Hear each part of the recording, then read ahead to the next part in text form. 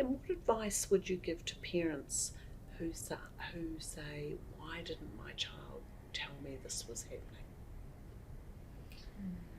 Lots of reasons, aren't there? Lots of, and that's a really common statement, and I think,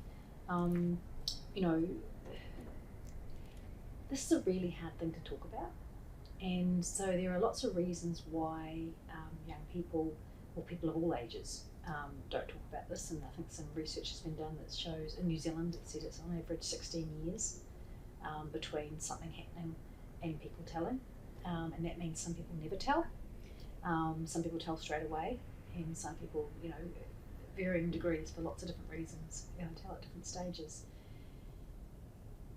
Often the person who's hurt them, as we talked about, will be someone they know. And so the fact that I spend time at grandma's or granddad's or aunties or uncles or family friends, and mum and dad know I'm here, and the fact that this person does this harm to me, is it kind of known? Do mum and dad already know? And maybe it's okay? Now, of course, it's not known.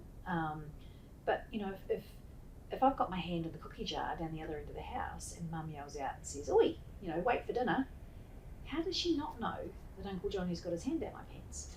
So there's that real mismatch for a little brain to go, mum and dad or whoever my significant adults are seem to be all seeing and all knowing. How could they not know? Sometimes also young people might think they've told. They might not have said, Auntie Mary's done this, but they might say, "I don't really like Auntie Mary," and they think they're saying, "I don't like her because." Yeah. Whereas, we as the busy parent might go, "Oh, look, we're all different, and don't be rude. Auntie Mary's had a hard life, and we always go to kind of, because that's what families do." So in that moment, you might have a little person who thinks they've told, and you've got a parent who thinks, "Come on, we're family. You didn't tell me anything that isn't just about Auntie Mary being annoying." Yeah, so there can be those breakdowns in communication. Kids cannot know it's wrong, because in fact they have had maybe some of the experience was even nice, or if I've grown up with this experience and this person is telling me it's normal and it's okay, it might not be till down the track that I work out that actually that was yucky and I didn't like it happening, and I even knew what it was.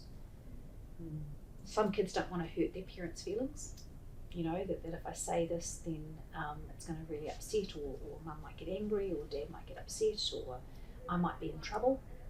Because that's another thing, is if I was either told by the person who hurt me or just my own belief that this is such a yucky thing, and if I tell someone then I might get in trouble or blamed or not believed.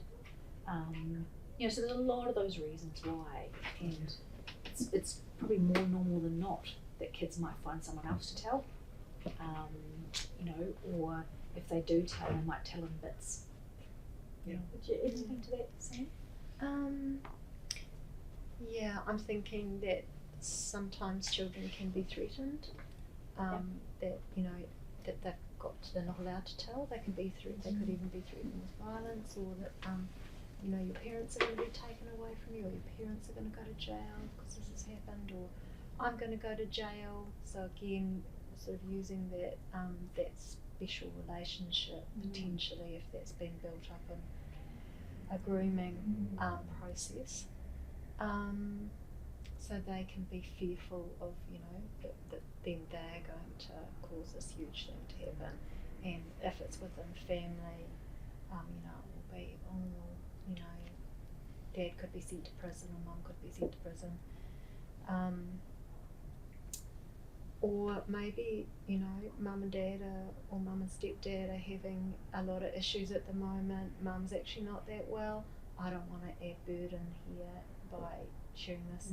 Maybe it's ended. I'm just not going to, the sexual harm might have ended. I'm just not going to say anything about this. It's better I just let it be, and just hold on to that myself and not cause any further distress.